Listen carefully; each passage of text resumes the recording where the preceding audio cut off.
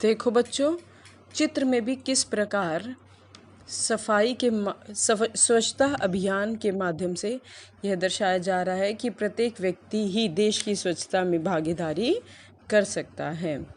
तो इसके पश्चात अब हम आगे बढ़ेंगे एक कदम स्वच्छता की ओर, यानी स्वच्छ भारत स्वच्छ व्यक्ति। व्यक्तिगत सफाई के साथ साथ सामाजिक सफाई भी उतनी ही आवश्यक है। व्यक्तिगत सफाई के साथ साथ सामाजिक सफाई भी उतनी ही आवश्यक है, यानी हमें अपने शरीर की तो सफाई रखनी ही है, हमें अपने घर और आस पड़ोस की भी सफाई रखनी है। सामाजिक सफाई से आशय अपने घर का कूड़ा कचरा दूसरे के घर के सामने या रास्ते में नहीं डालने से। कुछ व्यक्ति क्या करते हैं, अपने घर को तो साफ कर देते हैं, लेकिन अपने घर का कूड़ा कहीं रास्ते में जाते हुए बीच में ही फेंक देते हैं। हमें ऐसा नहीं करना है। हम खुले में शौच ना करें या पेशाब ना करें और जगह जगह पर ना थूकें। कुछ व्यक्तियों की आदत होती है, उनके मुंह में पता नहीं क्या समस्या होती है कि उनको बार बार थूकने की आदत होती है। कृपया बाहर ना थूकें, जो अनेक बीमारियों का कारण बनती है।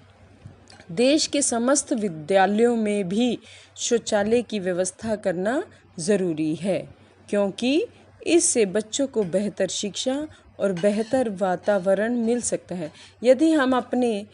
यदि आप देखते भी हैं, यदि हम साफ़ सफाई में रहते हैं तो हमें अपने चारों तरफ अच्छी साफ़ सफाई रखने की और करने की भी आदत हो जाती है। यदि हम अपने शरीर को साफ़ नहीं रखते या अपने आसपास सफाई नहीं रखते तो किसी भी प्रकार का कहीं भी आसपास गंदगी पड़ी हो, हम उससे घिन नहीं मानते और साफ़ भी करने की चेष्टा नहीं करते।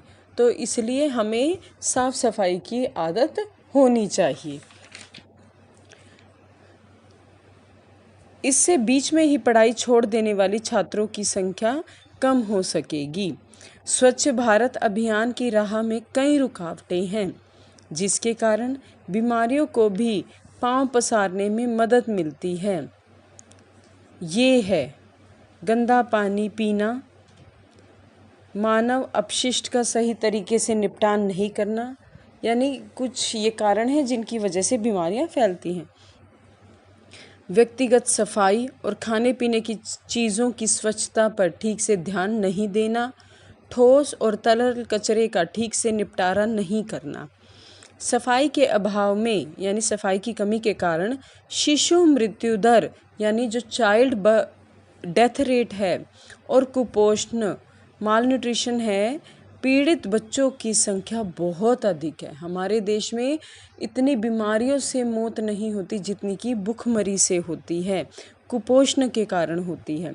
यदि साफ सफाई का पूरा ध्यान रखा जाए तो हम न केवल अपने आसपास के वातावरण को बेहतर बना सकते हैं, बल्कि बीमारियों से भी बच सकते हैं। राष्ट्रीय स्वच्छता अभियान के तहत के अंतर्गत वर्ष 2019 तक देश के हर घर में शौचालय बनाने का लक्ष्य निर्धारित है।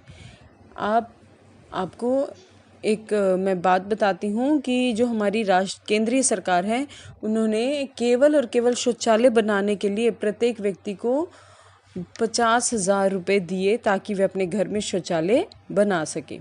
वर्ष 2016 के बजट में स्वच्छ भारत अभियान के लिए 11,300 करोड़ रुपए का आवंटन किया गया है, यानी टेंडर पास किया गया है। इसमें लोग गांवों के लिए 9,000 करोड़ और शहरी क्षेत्रों के लिए 2,300 करोड़ रुपए का आवंटन हुआ है। क्योंकि गांवों को शौचालय की आवश्यकता अधिक है, इसलिए उनके लिए जो पैसे हैं वे अधिक रखे गए हैं। खुले में शौच मुक्त होने वाले गांवों को इनाम देने के लिए केंद्र प्रायोजित योजना के तहत प्राथमिक आधार पर आवंटन का प्रावधान है। कुछ स्थानों पर तो ऐसा भी किया गया है कि स्वच्छता के आधार पर भी गांवों को पुरस्कार दिए गए हैं। 2019 महात्मा गांधी की 150वीं जयंती का वर्ष है। हमारा राष्ट्रीय संकल्प है कि हम 2019 तक पूरे देश को स्वच्छ और सुंदर बना सकें। गांधी जी का सपना तभी साकार होगा कृतज्ञ राष्ट्र की यही बापू को सच्ची श्रद्धांजलि होगी। आप सभी ने देखा भी होगा, आपके आसपास जो आपके घर की सफाई के लिए कूड़ा उठाने वाले आते हैं, उनमें एक गाना भी लगा होता है, उस गाने का पता हुआ।